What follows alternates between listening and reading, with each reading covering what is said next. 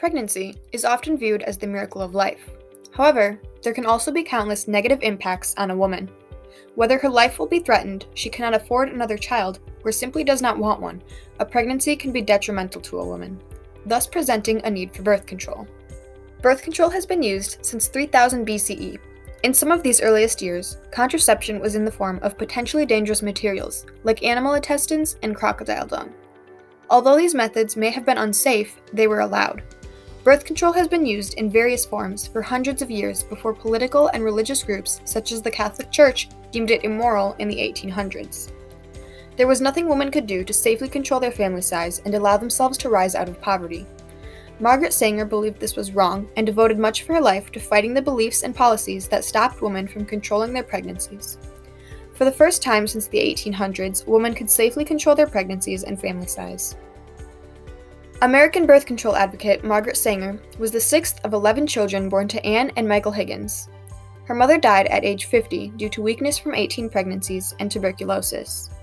The poverty of Sanger's childhood and her mother's untimely death contributed to her passion for fighting for women's rights and birth control. Following her mother's death, Sanger took a position at White Plains Hospital, where she completed her training to become a nurse in 1902. To her alarm, she witnessed many botched abortions. She discovered that it was not that these mothers didn't want another child, it was that they simply could not afford one, and they often begged her for advice on how to avoid another pregnancy. These experiences only added to her passion for birth control. After this, Sanger began writing articles, pamphlets, and books to educate women on birth control. Women of this time had very little, if any, education on birth control. Sanger wanted every woman to be able to control her body, something almost unheard of at the time, causing Sanger to essentially become the nation's first sexual education teacher.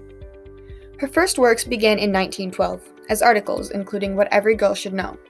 These articles simply informed women about the act of sex, but progressively became more daring, elaborating on human physiology and claiming that sex was a normal act that should not be ignored.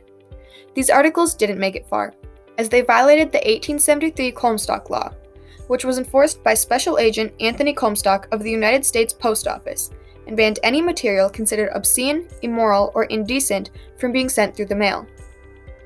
The government saw this as a way to protect children from corruption and crime. While this law also made it illegal to sell, give away, or possess other obscene materials, the sections about birth control were most rigidly enforced, hindering Sanger's work. Despite this, Sanger continued to write.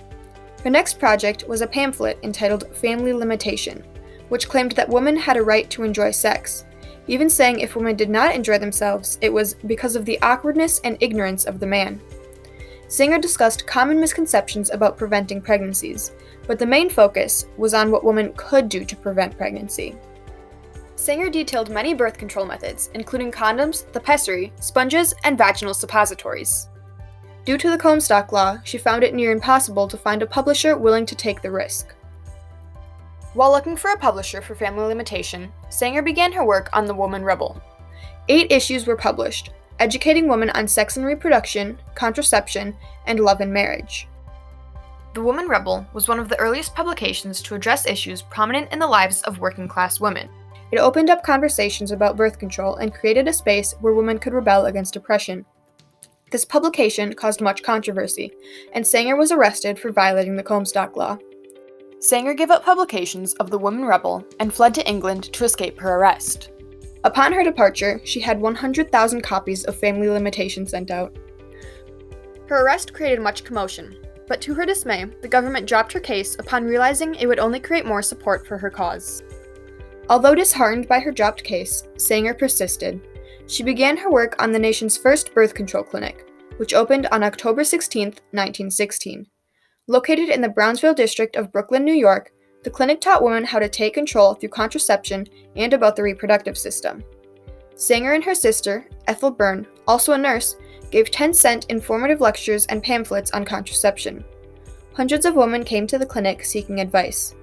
However, after only 9 days, it was closed by the authorities for violating the Comstock Law.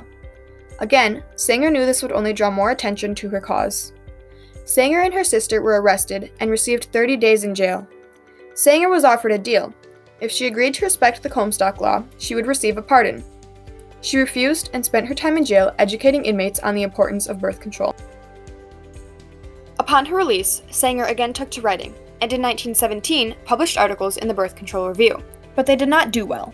Readers were disappointed that it included no actual advice on contraception, but Sanger did not know how to give people what they wanted without receiving another jail sentence.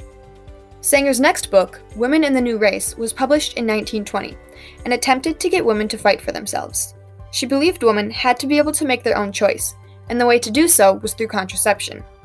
Sanger also refuted the claim that birth control was immoral, believing that the only immoral things were bringing unwanted children to the world and allowing the government to pressure women into large families. Sanger also included quotes from concerned women who pleaded for her advice. One woman wrote, "I would like you to advise me what to do to prevent from having any more, as I would rather die than have another. I am keeping away from my husband as much as I can, but it causes quarrels and almost separation." Pressure was not only coming from the government, but also men. Many men believed it was their wives' duty to please them, and saw women as breeding machines rather than as their life partner. Some men even went so far as to believe it was solely their decision whether their wives would conceive and carry more children. Sanger addressed many of these concerns in her future writings. Sanger's next publication was a book published in 1922.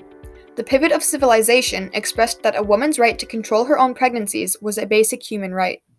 Sanger says, "Birth control is an ethical necessity for humanity today because it places in our hands a new instrument of self-expression and self-realization."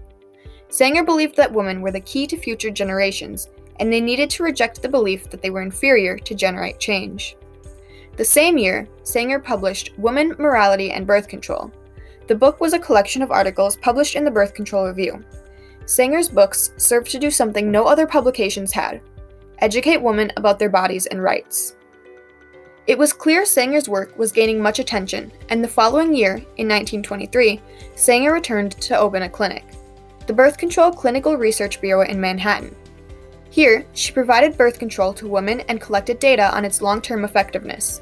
The same year, she integrated the American Birth Control League, which investigated the global impact of population growth. With her publications and clinics, it seemed Sanger was making a real impact, pushing through boundaries and forging a path for generations to come. But Sanger may have wanted more than to simply help women and families control their lives. She believed in eugenics, the idea that human populations could be improved by selectively breeding for desired traits. She was so deeply invested in her cause that she aligned herself with ableist and white supremacist organizations. In a 1925 speech, The Children's Era, Sanger compares children to a garden, saying, "You cannot have a garden if you let weeds overrun it. So if we want to make this world a garden for children, we must first of all learn the lesson of the gardener.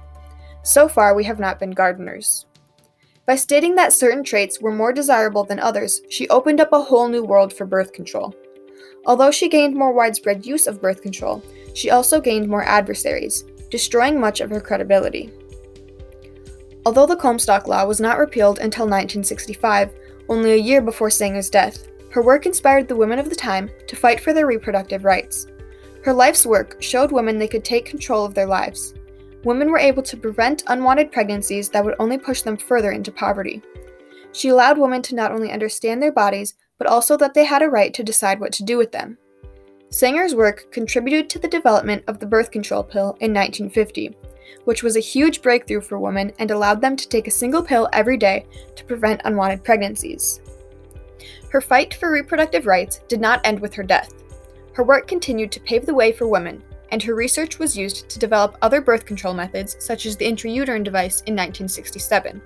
Although Sanger's association with eugenics tainted the reputation of both her and the American Birth Control League, which became Planned Parenthood, her fight for legalized birth control to be universally available allowed women to decide when and how many children they would have.